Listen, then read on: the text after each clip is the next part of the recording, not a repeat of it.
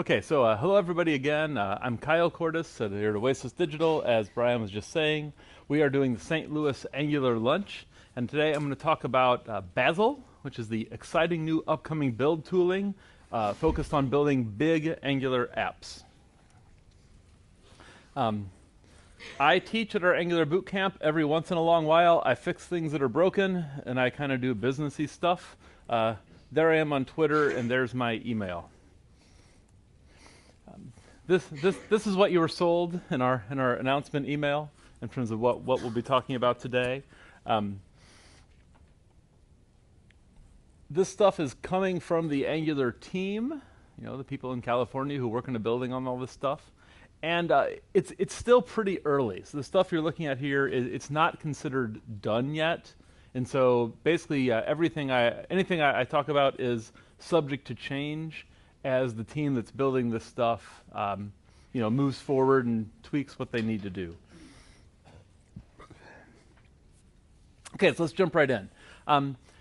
Angular's value, Angular's unique selling proposition, I guess you could call it, is that it is focused on building complex, big, sprawling things. And so if you look at kind of the whole sweep of what's available out there, there's React and there's Vue, and those are just two that are popular right now. There's like 400 JavaScript web app frameworks that have been popular over the last, or at least known over the last 7 years. More so than really any of the rest, Angular is about building big, complex things. You think that's me? Okay, hopefully that'll make it stop. Angular is about building big, complex, kind of sprawling things. It can scale to large teams. It has this rigorous dedication to semantic versioning, but starting with version 2, not with version 1. Has this just rigorous versioning thing where it should be possible to start building a big Angular app and then keep growing your team like over space and over time. Like that's the vision. And I think Angular is really ahead of any of the competitors in terms of that axis, right? You could pick any one feature and you can find some little feature of Angular where you like the corresponding feature better in React or whatever. But in terms of just the broad sweep of it, this is what Angular's sweet spot is. The problem is that building, in the sense of compiling large Angular applications, is slow, right? That is a problem. But I don't want to blame Angular too much, because really building or compiling large applications is slow, even outside the realm of Angular, right? So it's not really an Angular problem. The problem, if you're paying, is that building large applications slowly is expensive, right? So like every time a developer sits and waits for the computer to compile, right? Like the money is still flowing and progress is not happening. So from the point of view of paying for things to happen, paying for software to be created or enhanced, building slowly is an expensive, undesirable proposition. But even if you're being paid, it really stinks, right? So you're like, it's somebody else's problem, right? They can buy me a faster computer. But just the visceral experience of working on software when you have to wait a long time to see the effect of your change running on your screen, that is a very unpleasant experience. Of course, not 100%, right? I'm sure everybody has seen this before. There's a flip side. Every once in a while, you can find a way to make good use of a slow compilation. So I don't want to make it sound like it's a terrible world because it takes a long time for your change to take effect. But it's still, the reason this is funny is that everyone knows it would be better if you didn't have to wait for your thing to compile. If you could just make one little, edit 3 characters and see the effect in the running software immediately as you develop. Google has been thinking about this problem for a long time. I just realized I did not start my slide recording until now. Oops. We'll just go back and pick it up. Google has been thinking about this problem a long time, about how to make compilation fast, and they've been thinking about how fast is fast enough. So let me see, a couple of seconds is an acceptable time from the point of view of people who have been thinking about this, like a reasonably, acceptably good environment for development, kind of regardless of language, right? It doesn't matter, you're using Java, C#, JavaScript, TypeScript, Angular, React, whatever. You ought to make a change, and ideally within a couple of seconds, you'd see that happen on an arbitrarily large application, right? Everyone knows that like these little applications that we do when we teach Angular, we write very small applications to learn individual concepts, and those you can edit them and they always reload immediately, right? Like within a second maybe, or less, sometimes better. But on a large application, you can easily lose that, and there's good evidence out there that it's worth getting back. Now, some people think that making a small change to a large app and seeing the results in 2 seconds is just completely crazy, it'll never happen. And other people say, well, it's routine, we do it all the time. Let's try to understand the how and why. Let me see here if I click. Okay. Angular has a solution to deal with size and compilation performance. That solution is ng modules, which are like a bundle of some components, some other Angular things, and some other non-Angular code. Those ng modules can be compiled separately. So it's not super obvious when you're first learning about ng modules, like kind of what the point is of ng modules. But as you dig into it more, you realize, well, really the whole point is it's a unit of reuse, and it's a unit of compilation, right? When an ng module is compiled, the compiler produces not only some JavaScript code, but it also produces some metadata files. Now, as a developer writing applications on Angular, you actually very rarely care about these metadata files, but they're super important, and they're analogous to really old ideas. So in our very crowded room here, who's used C? Give me a hand if you've ever, oh, wow, how about Modula 2? Any Modula 2s? Not a single one, okay. So with C, I'll use that example because we have a lot of people that know some C. You can do separate compilation of many little pieces of code, then you can link them together. And so the round trip time is basically the time it takes to compile one little piece of your program plus the time it takes to relink all of your program. So the people that make linkers have been working super hard for decades about making that link happen as fast as they possibly can. And the people that make compilers have not been stressing too much, because if you only have to compile one unit of compilation in your typical edit, it's not quite such a big problem. Angular has those ideas in it, right? So you write some code in an ng module, some metadata comes out, and you only need to recompile the whole universe if that metadata came out. So for example, an ng module, let's say it exports one component. Well, like if the name of that component changes, then all the other modules that use your module have to also be recompiled. Or if like if you add a new input to your component, then another module that uses your module has to be recompiled. But really, most of the changes we make don't really affect how one component touches another or how one module touches another. Most of the changes we make as we edit really only affect like what happens inside a component or inside a module. So by having the ng modules only depend on the kind of the metadata from other modules, you can do this separate compilation and relinking, where most of the time, most of your edits, you only recompile one module. I like to point out that everything old is new again, because like in C, this was a thing that was routinely done in the 1980s, right? But the same computer science ideas are re-emerging in Angular in 2018. Okay. So another show of hands, who just uses the Angular CLI and it works? Well, that's a pretty good crowd. Who has their own like Webpack-based build? There's one lonely hand in a large room for people watching the video. Who does something different other than CLI or their own Webpack thing? None? Okay. Okay.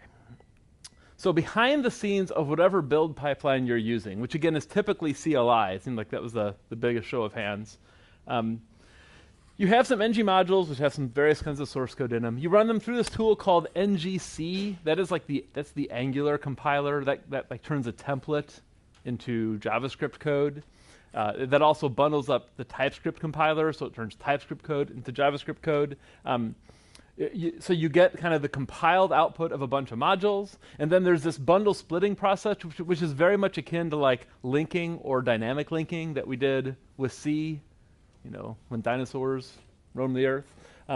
Then if you're making a production build, there's some kind of optimization step. And it's okay if that optimization step takes a long time, because you only do that on a production build, right? In your frequent development, you might turn off a lot of the optimizations, because who cares? You just want to develop quickly. And you can kind of add extra optimization for production use. And then, again, because we're building for the web, the output of all that gets loaded by the browser. Now, I've left out a bunch of complexity here. In an older era of web development, like in the Angular 1 era, when we taught classes, we would actually spend a good portion of a day helping everyone create their own pipeline like this with 6 times as many things moving around. The fact that you can just pick up Angular CLI and all the right things happen behind the scenes is amazing and wonderful. And we all will keep mostly just doing that, notwithstanding anything else I talk about here, because it's just so efficient with our time. So the state of the art today, like the production running thing, is Angular CLI, which behind the scenes has Webpack in it. So I'm looking for any nodding. People that have, okay, I see a couple of people that are nodding who've kind of been in deep on this stuff. Angular CLI actually has most of its code and complexity, like the most of the magic of Angular CLI is in this part of Angular CLI called ngTools Webpack, which is a Webpack plugin. So if you say, oh, we just use Webpack, you probably are using that ngTools Webpack. The yay? Yay? Yes? No? Okay. So if you want to get the full feature set for Angular compilation, you're usually using that, which means that in a sense, even if you're not using CLI, most people who are not using CLI are in fact still using the most important heart of CLI. So again, CLI is dominant, the state of the art, officially supported, Google people working on it. This is great stuff. But it's not perfect. So what's wrong with CLI? Not much is wrong with CLI. It works great. There are some rough edges. I notice somewhat regularly that certain kinds of changes I make, I actually have to, stop Angular CLI and restart it. It sometimes hiccups, and it's not clear whether they can get all those things fixed in Angular CLI or whether some of those might be kind of inherent in how the underlying tools work.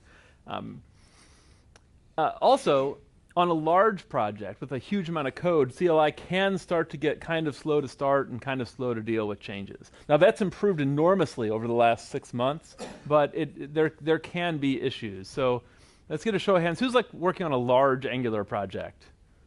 You have, so we only have one who's actually officially claiming it.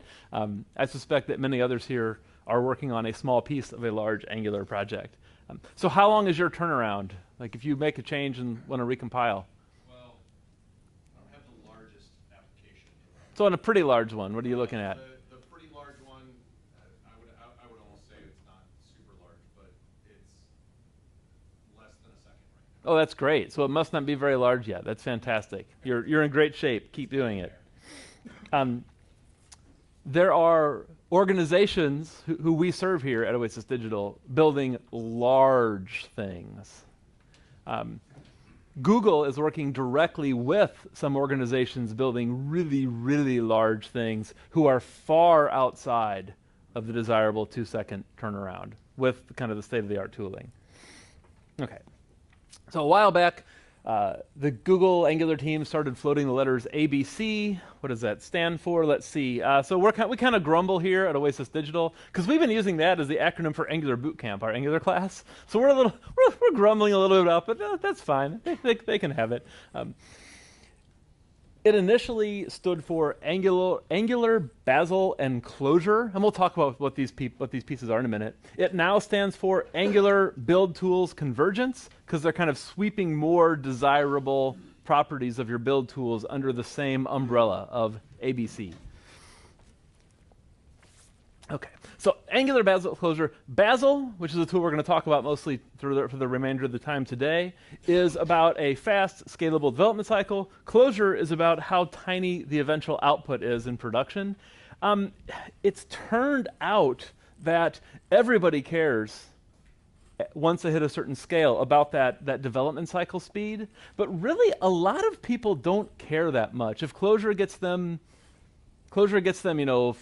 7% smaller output, they might not even notice. So there's been this shift of focus on the team doing this. They're paying a lot of attention to the Bazel part and not so much to the closure part.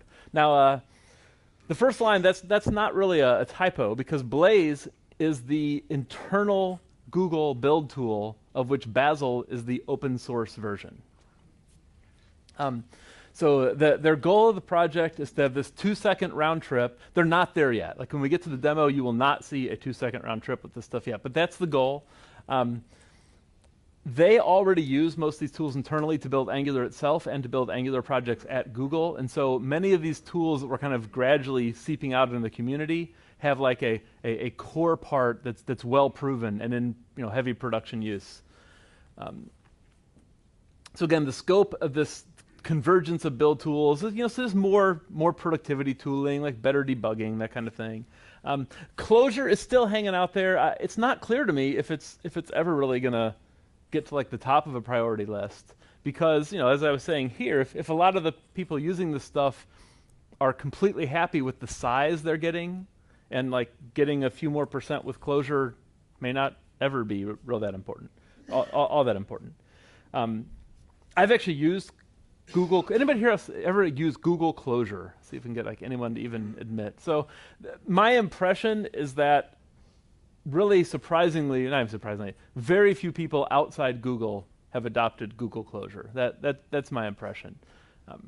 I actually ran into it working with Closure Script, so don't even get me started on the spelling issues around that, but Closure Script uses Google Closure, even though Closure Script has nothing to do with Google Closure in terms of the language.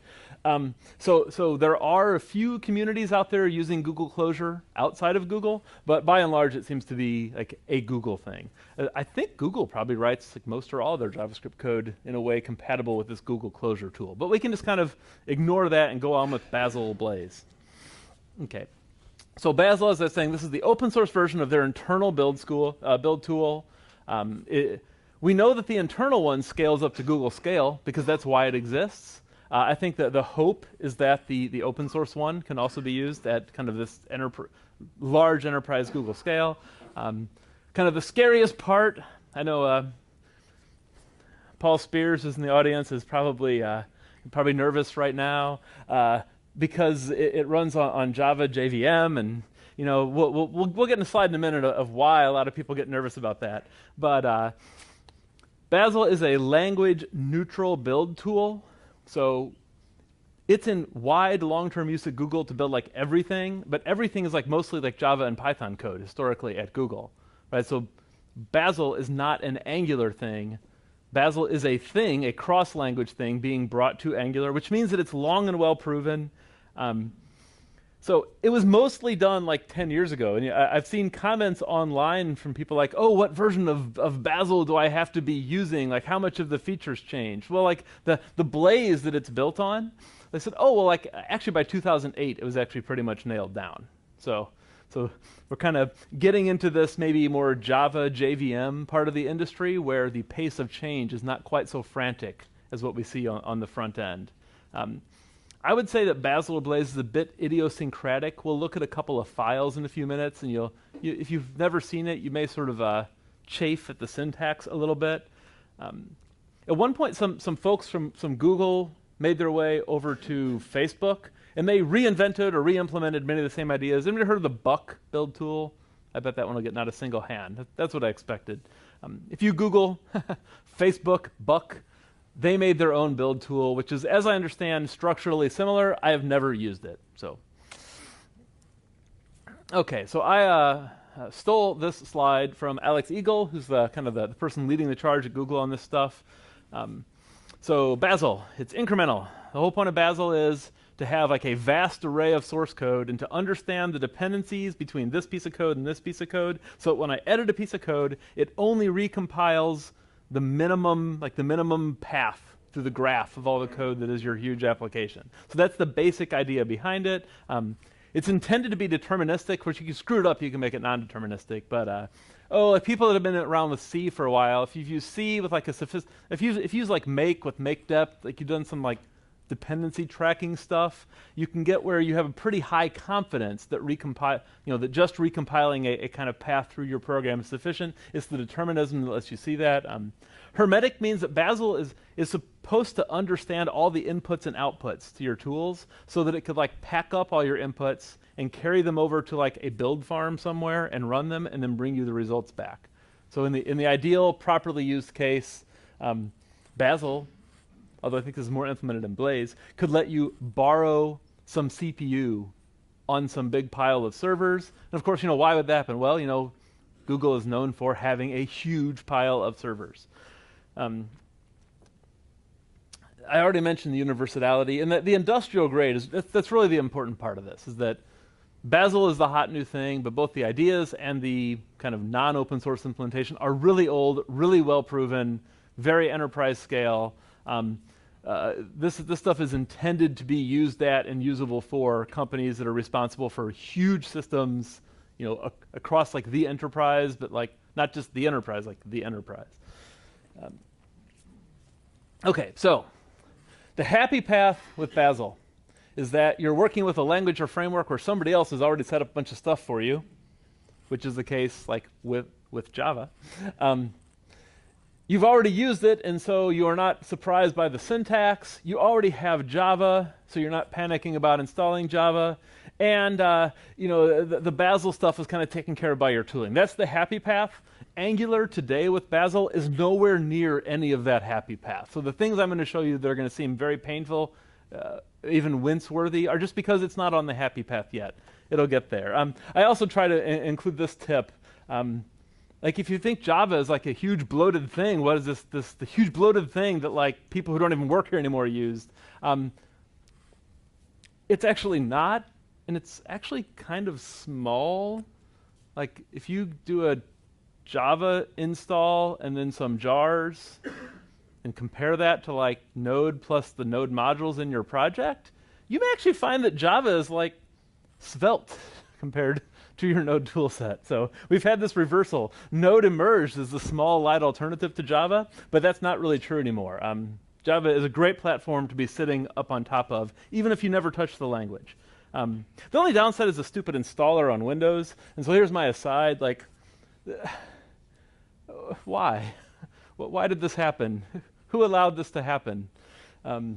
This is just really awful. This predates Oracle. No, this is a Sun thing. In fact, I didn't put it on the slide here, but I have read the backstory behind that, and that Sun had signed some contract with whoever I guess asked to put this toolbar on, and this contract was so mighty that Oracle lawyers could not get out of it. And like that's supposed to be like really saying something, right? Like Oracle lawyers can do anything with any legal stuff, and Oracle could not escape the contract Sun had made when they acquired Sun to have to do this stupid ask toolbar thing. So I really think this was a terrible strategic error for Sun, but okay, so back to Bazel.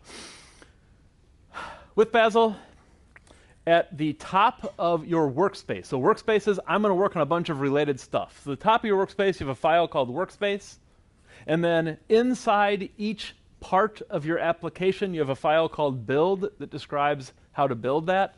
So for example, if you have a sprawling application that had like an Angular application composed of 10 modules, you'd have 10 build files. Then if you have like a Java application of 15 modules, you have 15 more build files. Then you have maybe some Python code. You might have a few build files over with the Python code. And then Bazel will link them all together. We'll wire them all up and compile them jointly. If you were working with mature tooling in like Java, for example, you would not have to care about the contents of those build files. But since we are at the leading edge here, I'm going to show you what they look like in a few minutes.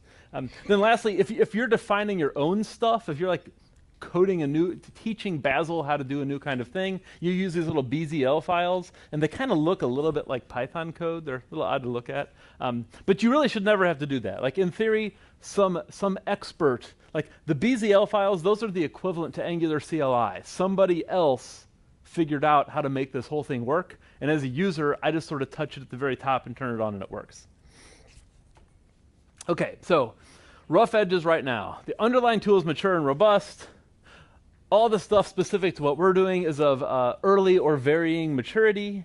I think right now for some of these things, as of last week, you actually had to use an unreleased version of Angular because some key small change had not been shipped into master of Angular itself. So that's to get you an idea how rough edge this stuff is. So no one, even the largest enterprise, should not be planning on a February release of their application compiled with Bazel. But later this year, it should be pretty solid. The big caveat is that third-party library support is really rough with this stuff. You're going to have to like do some extra work to get your third-party libraries to work. Okay, so should you Bazel today? If you can be on the most current, you don't use that much outside code, and you have a huge amount of code, then yeah, you probably should look real hard at Bazel today. If you're not, if you don't have all this stuff apply to you, you probably should keep using Angular CLI today. Okay, so a couple of kudos before I get to a demo. Alex Eagle is on the Angular core team. I have a link, we'll probably get it out here somewhere. A link to his Angular Bazel example that just shows you how to do it. I've been working with that for some time. And then Torgeir Helgevold. I have to have screwed that up. He is not at Google. He's in the community, but he has just been doing amazing work, like building out the examples around this. So really sharp guy. I mean, I'm hoping he's like at a NGConf talk or something like this, maybe. Okay, so to see the benefit, to see the stuff in action, to see like what it means, like make a small change, have your program recompile, we need a big demo app, right? Well, a big demo app is one that just has a lot of code, a lot of files, a lot of modules, a lot of everything. Well, the problem is that hand coding a big demo app to do a demo or a measurement is a huge amount of work. And, you know, we have customers here at Oasis Digital who have big apps, but certainly none of them are going to say, hey, you can just take all my source code and just show it to everybody as your example. So like, no, that's never going to happen. So instead, what I had to do is I had to make some tooling, which hopefully will work out better than the slide suggests. I had to make a little tool that will generate a big demo app. So I'm going to show you that. I'm going to show you how that works in Angular CLI, and then I'm going to switch and show you how that works in Bazel, and explain what those files mean in Bazel. So, okay. Let's see if the demo gods are with us today. Okay, so I conveniently just sort of left my computer in a kind of bare state here, because it shouldn't be that hard to navigate to what I need.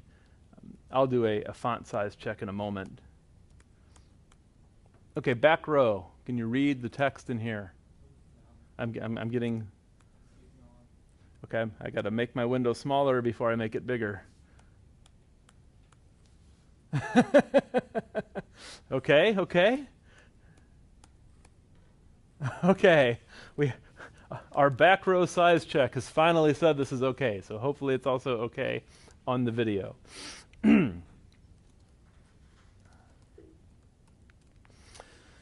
So this is here we go, Code Insiders. I'm going to have to go through the size adjustment again, right? Because you're going to tell me this is nowhere near right? Okay. Okay. So this is an Angular CLI project. I'll get a show of hands. Who's like used Angular CLI a lot? How many of us have used it a lot? Okay, so bunch of people. So this is just a fresh, new Angular CLI program that I made like 4 days ago or something. So presumably the versions have not changed a lot in the last 4 days. It has basically nothing in it, just the apps that it comes with, right? So very little to it. Then I will run it.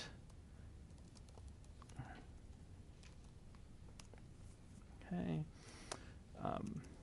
Oh, by the way, I've noticed an interesting new Angular CLI bug or behavior. I'm curious if anybody else has mentioned it or noticed it.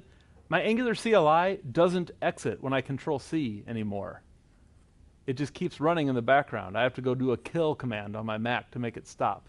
I don't know if I broke it somehow or if that's just a new problem, but we'll see. Okay, so this is just as you see, a completely default project. Now, I could, if I was super motivated, I could go in here and just start making some new components. I could ng generate a bunch of components and everything. The challenge is that would take a long time, be super manual, and I want to do a fast demo of what it looks like to put a lot of code in here.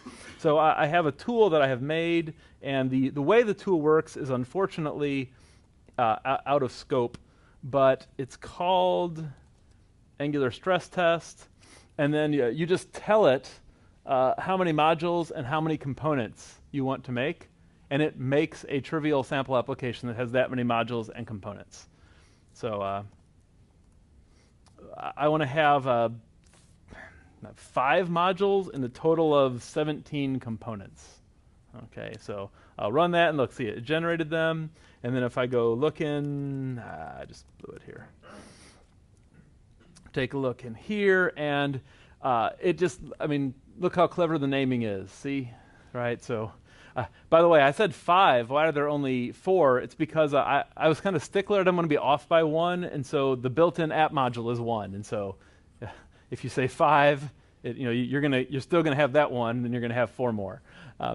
And then, for anybody who's worked with Angular code quite a bit, this is real straightforward what it's doing here. It's just importing all these other modules, and if I look at one of these modules, it has a module TS that imports all the components, declares the components, and exports one. So it's a very straightforward thing, and then here's what each component looks like. So it's just a tiny little bit of code, and there's a little bit of CSS to do some indenting.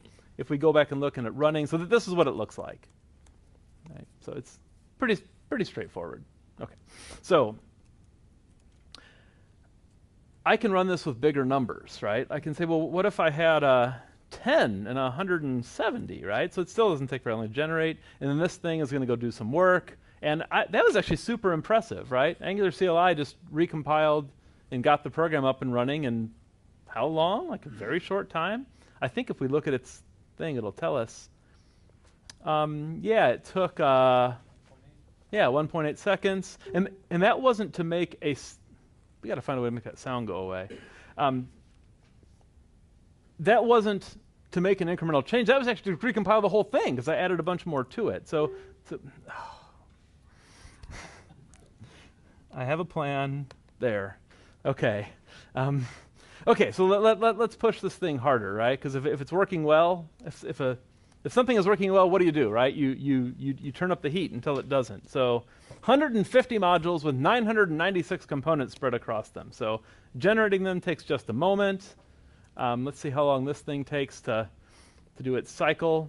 That's a lot of work it's doing there. Okay, so it only took 5 seconds, right? So this is what I was saying is that the state of the art is Angular CLI. It's really quite good. Like I'm really abusing it pretty heavily here. This is a pretty serious stress test, and it's handling it in a few seconds. And my computer's not even plugged in because like my power wire wasn't long enough, so I'm probably not even running at full speed. So really, we're quite a long way toward this desirable goal of a fast development cycle with the completely off-the-shelf Angular CLI. Like we really don't have a big problem. It's a great position of strength to be in. The tools we already have are quite great, and they're working on even better ones. Okay, so just to see the cycle happen, let's just go into, I'll just go to the first one, hi mom. Okay, and so I'll hit save. So this is the prototypical tiny change, right? I didn't affect how one component talks to another. I just made the tiniest possible change. And I'm sure it's already visible on here. I got to scroll up. And my scrolling up is not fast enough. Okay, so let's see how long it actually took it to do it, though. Yeah, it actually only took 1.5 seconds. So for this case, we're actually already at the desired target. Now, these components are trivial, right? I have this much code in each component and this much code in each TypeScript file. So this would not be this joyful with a real application that had 150 modules and 1,000 components. So it would be much worse with a real application. In fact, one of the things I'd like to do with a stress test is just find a way to generate more code in each one.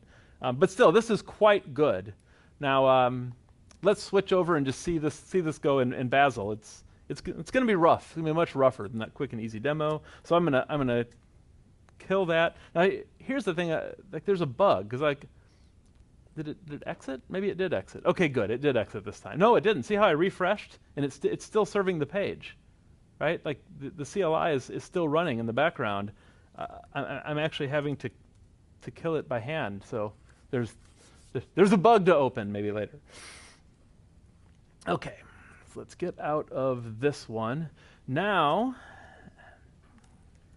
let's go over into the Bazel one. So I mentioned that there's an example that Alex Eagle has been publishing. Like I'm just running this thing. So this is just the off-the-shelf thing. You can go grab this and take a look at it any time. This is like the official, because it's from someone at Google, example of how to use Angular and Bazel so far. So this is the state of the art with Angular Bazel right here. And I just have a copy of that running right here on my computer. Let me see here. So I don't want to do any magic. I want to actually show where the commands come from. So I'll just go back in here. I think I'll go to the README file. I can copy and paste the command to get it running. And that's what I want to do, because I want there to be no magic. So I believe you have to do this before the first time you ran it, and I've already done that. And then the next time you run it, you just have to do this. So I'm not applying any expertise in use of Bazel right here. So if I recall right, this thing will be a little bit unpleasant the first time. So you know how we got up and running the first time with our Angular CLI in what, like 6 seconds or something like that on the huge project? The state of the art today is that Bazel is doing a lot more work because it's part of this much more complex ecosystem. So our initial compile is going to be noticeably longer. Let's see here. I think it might be up. Yeah, it gives me this strange URL. Instead of saying localhost, it has my machine name. I guess it works though. So this is what you get out of the box. All right, so this is the Angular Bazel example. But again, this is a tiny example, but we don't want a tiny example, right? So I'm just going to do that same thing here and just sort of bloat this thing up. So I think the source directory, the source directory is where the thing currently has an app module and an app component. So my stress test thing, I'm just going to generate more stuff right here. So Angular stress test, let's do 5 again, 15, and I have to turn on this mode that generates these Bazel build files. And I'm still glossing over the Bazel build files. So let's go ahead and generate that. And then now, so here's Bazel. It has noticed those modules, and it's starting to compile them all. So it's, I guess it already compiled the first batch, so now we're up and running again with the new thing. So here we go. So that's Bazel. So if you're just writing some Angular code, some straightforward Angular code, I just followed the instructions in the Angular Bazel example, and it worked, right? So that's why I want to give hope that some of this stuff is real close to real use.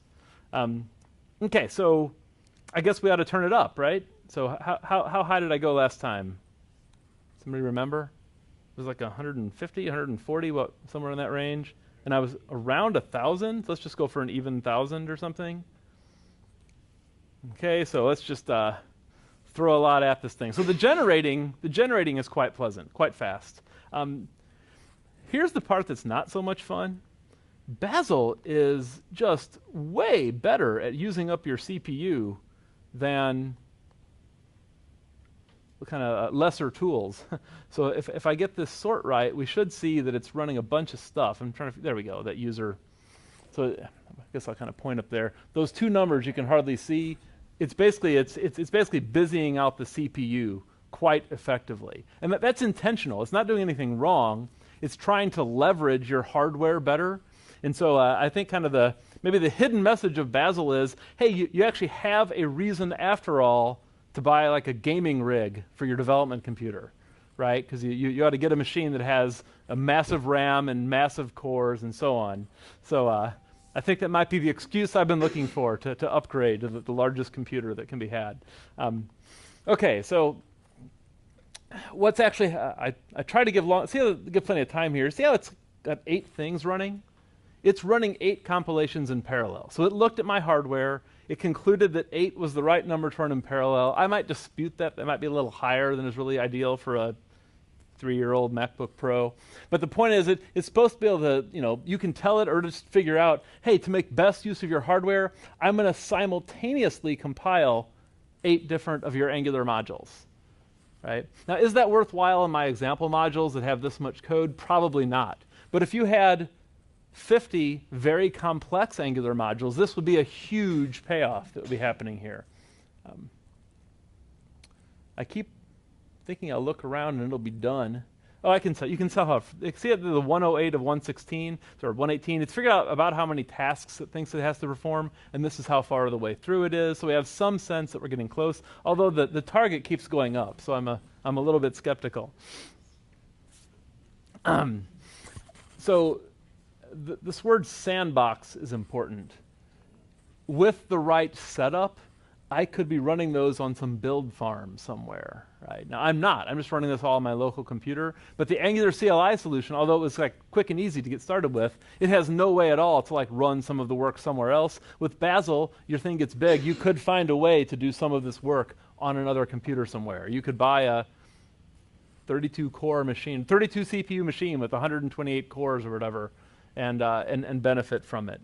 Hopefully it'll finish eventually. It finished faster when I was plugged in at home, but like I said, my power wire is not long enough.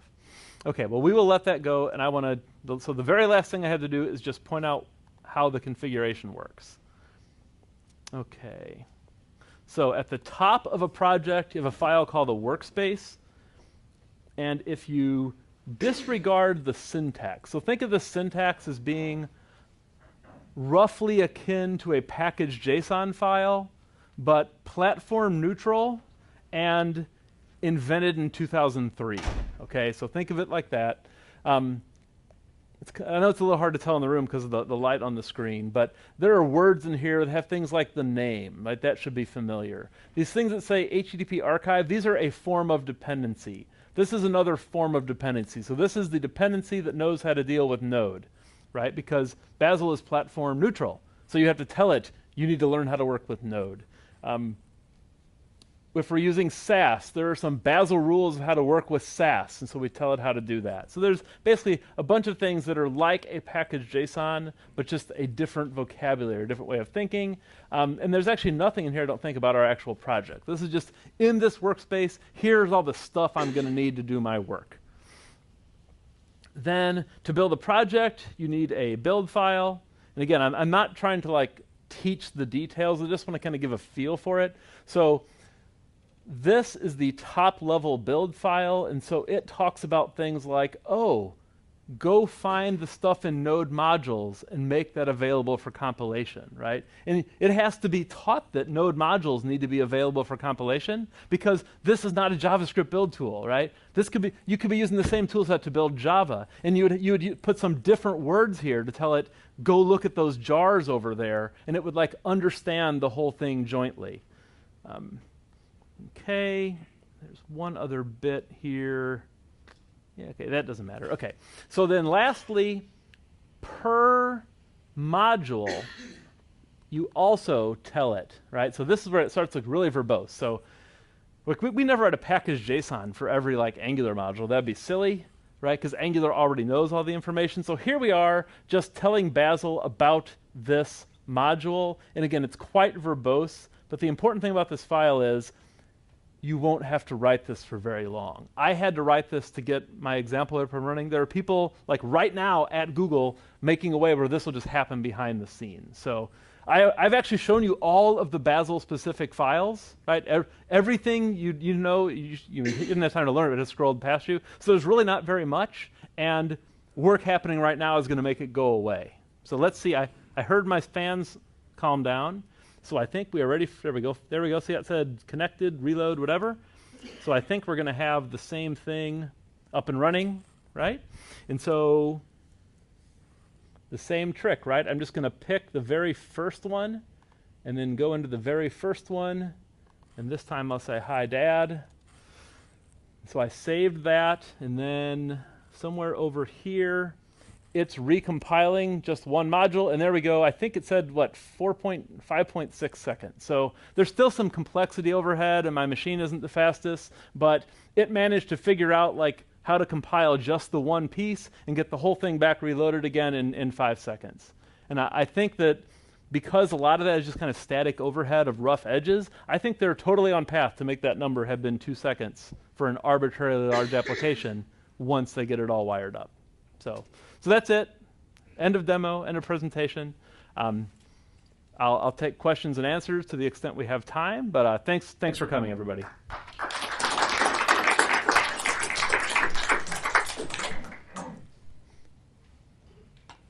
got a question for you. Yeah. Bazel versus Blaze. Hiring. Bazel. I think Bazel's more right. Okay. Bazel versus Blaze. Blaze. Yep. Can you talk a little bit to the why of the open source versus closed source version? So I don't work at Google and never have. The people that know all the details would probably have to kill me if they told me. But the pieces that have leaked out are that Blaze is wired in to all of Google's magic. So like they have their own way of managing servers. They have their own way of running jobs across servers. They also have provisioning servers. They built their own source control system because they wanted different characteristics than anything off the shelf had, right? Blaze is wired into all that. So like a new person arrives at Google, gets their machine, types a couple commands, and they can then work on any code across the entirety of Google, which is like just a vast quantity of code, and they can do work, and then all the right things get recompiled because Blaze is wired in. So Bazel is the engine of that, but with all the pieces that connected to the rest of Google's internal stuff cut off, waiting to be rewired to the open source ecosystem instead. So I think that's why there's two different things. Questions? I know you have questions, Dave. Can't think of any. Anything? No questions? We've never had no questions. Give me a question, Paul. All right. So the Java, the JVM, Angular CLI. So tomorrow, like when this comes out and Bazel's, Yeah. Bazel, right? Bazel's a thing. But I want to keep using my CLI. Any plans for getting those two things meshed in? They're talking about the possibility of either like another version of CLI or like expanding CLI if there's a pluggable build engine. Those words have been said. I have a hard time imagining they would ever just outright replace the Webpack innards of CLI just because it just integrates out of the box with the JavaScript ecosystem so well that I can't say I can see it being replaced, but I think the idea is the ideal version would be you just like flip a switch and Angular CLI would use this infrastructure behind the scenes, but you would never know except that all of a sudden it can now scale infinitely. Follow up on that. Do you ever see there being a path where the Angular team decides this is really the way you should be doing Angular development, and they kind of switch to supporting that as the primary path, aside from CLI, like kind of setting CLI aside and going out supporting that tooling better? I would say they're clearly, they're clearly already walking down that path. That's why it's Angular Build-tools Convergence. Like I think it's really going to be like primary, top of the line. Like this is the way to do it. I think you'll be able to get a quick start. You follow a couple of instructions. What I had to do, I already had Java on my machine, but the Java install is super easy aside from having to be annoyed by that horrible dialogue. I'm on a Mac, so I just did brew install Bazel, and then the commands worked. Right, so it's really not meaningfully worse. In fact, to the extent it needs Node, when you take a dependency on Node and Bazel, it gets you a node and puts it in and uses it. So really, like the bootstrap process is Java, Bazel, you're up. So yeah, I think they're going to make that like the primary. At some point, you're going to go to their quick start, and it's going to say install Java, install Bazel, run this command, and you're getting interactive development at scale. More question. So with all that said, are there any steps that we need to be thinking about or preparing ourselves or hedging against in the writing of our Angular applications today? Well, so there's two counterforces. One is we've heard words said that they're going to try to make it where you get more modularity without having to do explicit modules in the future. But on the other hand, I would say that notwithstanding whether they can make the API kind of get out of your way and do the ng modules for you kind of automagically, I think that the ultimate answer is we should be working on making our applications modular. Because like modularity, that's kind of like the apex value in like what makes good software. Like saying what makes good software is it has good cohesion and low coupling. Like that was true like with the first language that I used a very long time ago, and it's true today, and it was true the whole time in between, and it's going to be true like when our great-grandchildren are programming. So I would say focus on modularity. I think I saw a hand back here, yeah. Have you seen Bazel work faster for other projects? Because it seemed like in this case it was actually slower. Yeah, so this demo was more about showing that it stands up and runs and that it does the right thing, because that's also where like the underlying project is at, right? The CLI version that I used reached kind of maturity like over a year ago, and they've just been relentlessly beating on it since then. The Bazel one, like a month ago, it was like maybe when you could start running it. And so I wouldn't try to, I didn't attempt to benchmark them across each other, just to show that it did the right thing, and then when I made a tiny change, it only recompiled the piece it had to. So for example, Bazel was separately compiling each of my modules, right? The Webpack-based CLI wasn't. It only separately compiles if you use lazy loading, right? So if you use lazy loaded routes, you get separate compilation out of CLI Webpack. But Bazel is like doing the job farther, basically. It's doing more separate compilation than what the other tool was even trying to do. Let me think. So the next change. You know those lines that came up and they talked about a worker? The process of kind of booting one of those workers and getting it to start compiling code probably needs a lot more optimization, right? Because it had to assign a worker to compile a module 150 times, right? Well, my modules were also tiny and trivial. And so the time you saw was dominated completely by whatever the overhead costs are of like revving up their worker mechanism. But I'm not really scrutinizing those much because that stuff is continuing to be optimized. Does that answer it? Yeah. So our really big project that's not in Angular right now, Yeah. Also has a Java backend. Yeah. With this ABC